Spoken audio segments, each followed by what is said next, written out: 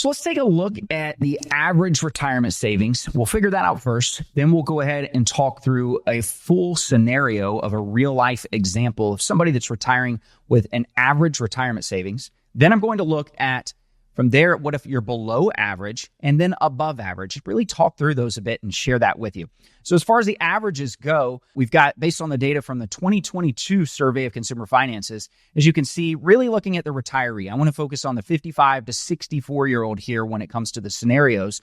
And the average is $537,560. Now, just with that, I'm really curious to know where you fall with that. So let me know in the comments, are you below or above? And even if you're watching this and you're in a different age range, I'd like to know what your thoughts are here on based on this survey. So the median retirement savings for all families, only $87,000. So pretty surprising there what it looks like. And so now let's talk through this a little bit and let's try to figure out exactly how much you can retire on. And let's talk through some of the variables because the variables are going to be a key focus for us on this. And so we want to look at some estimates, but they're going to vary on things that include but not limited to asset location. Where are you putting your money? So your Roth IRA, is it all in pre-tax in an IRA account or a pre-tax 401k? Is it all brokerage money? So when you're retiring, that will affect your full retirement and all of the projections there. Social Security, how much money you're going to have coming in income from Social Security, your life expectancy, how long does this money need to last? Is it from age 60 to age 90? Or do you potentially think you're going to live to 100? Or do you live only till 80? That's another factor that comes into play. State tax. Where are you located? That's going to be a big factor for a lot of people when it comes to things. Inflation. We don't really know what inflation is going to be. We try to account for that in financial planning with what we do. Though, as you could see, in previous years, inflation's been much higher, though it's starting to come down. And if you look back, 2009, 2010, it was much lower than norm. So that's going to be a factor that comes into play. Spending less in the later years. So something we talk about and really just helping to make sure that retirement dollars last. A lot of people are going to retire and spend more in the early years because they're healthy and they want to what we call go years. And so in the vacation mode and really traveling, maybe to see family, grandkids, all of these different things that come into play. But then in the later years, they may get into what's the slow go years, and then eventually possibly even the no-go years where you're just not really feeling like doing a whole lot. Maybe you've got some family that you've experienced that with, but that's something to look at and really start to determine for yourself. And so that's going to be a factor that I'm not specifically looking at today in this scenario. And then another one is just asset allocation, how you're investing this money. Are you investing it for ultra growth? Because you're going to have a lot more volatility, a lot more ups and downs in the market with that ultra growth, but at the same time, potentially much higher returns through retirement years. On the other side of that, if you have a super conservative portfolio, let's just say that it's 60% bonds, 40% stocks. Well, if it's really conservative in this scenario, maybe you don't have as much growth built in, and so your returns aren't going to be as high, and that will affect everything there. And so let's look here then, though, at the actual scenario and talk through what we're going to be looking at. So we're going to look at three scenarios: the average retirement savings, below average retirement savings, and then above average retirement savings.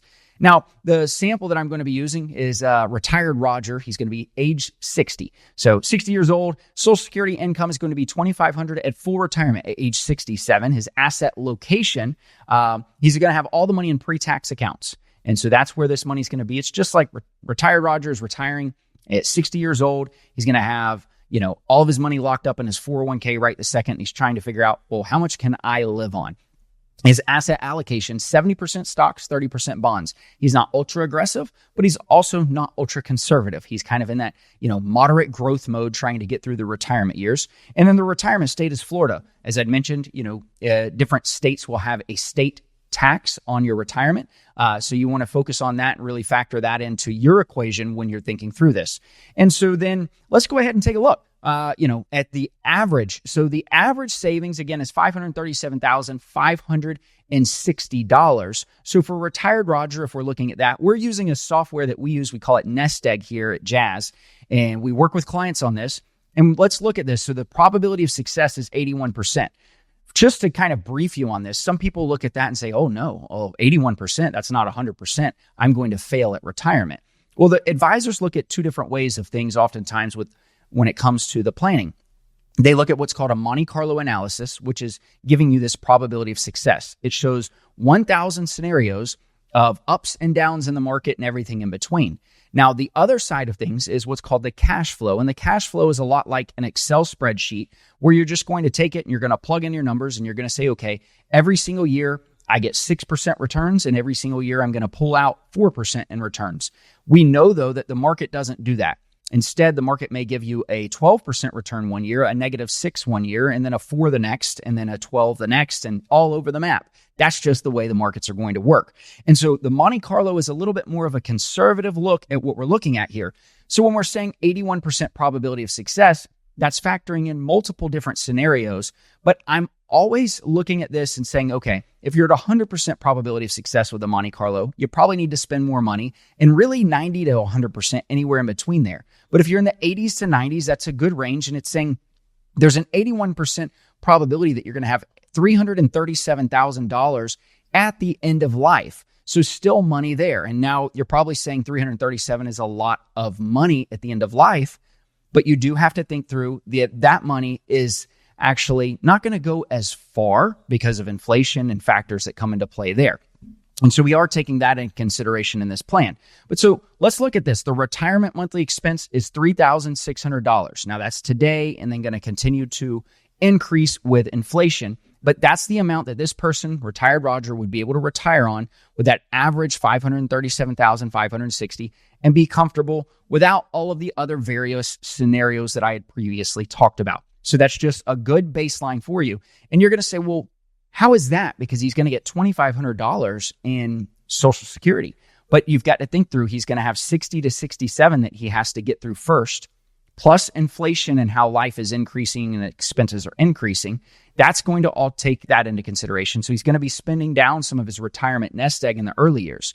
Then once he's spent that down, he's still going to need another $1,100 a month to help offset everything throughout from 67 all the way until 90 years old. So that's the first scenario. Let's take a look at the second scenario.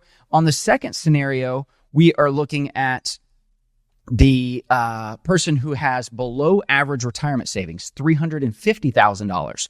So at $350,000, they have a 79% probability, still close to that 81, less money at the end of life, $180,000, but they're only spending $3,000. So there's a big difference there. I mean, $600 a month difference is quite a bit of money, $7,200 annually, but then also you trickle in that inflation, that's going to be even more later on. So that's the breakdown there. Now let's go ahead and let's look at the final one. So as far as the final one goes, if retired Roger has more than the average, they have $850,000.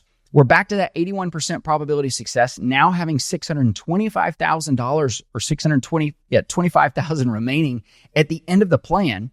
And they're spending $4,500 a month. So looking here, having more money equals more market risk that you're going to have. And also, if you're having more market risk and needing more money in the retirement years as well, that's going to give you a little bit of the same probability, but also leaving extra money because the variables are going to come into play saying, hey, well, if the market pulls back a lot, that's going to lower your probability. And if the market does better, it's going to increase it. It's just trying to find a good median line for you. So it's really unique to see here, though, that if you have $850,000 retirement savings to start, you still have an 81% probability of success.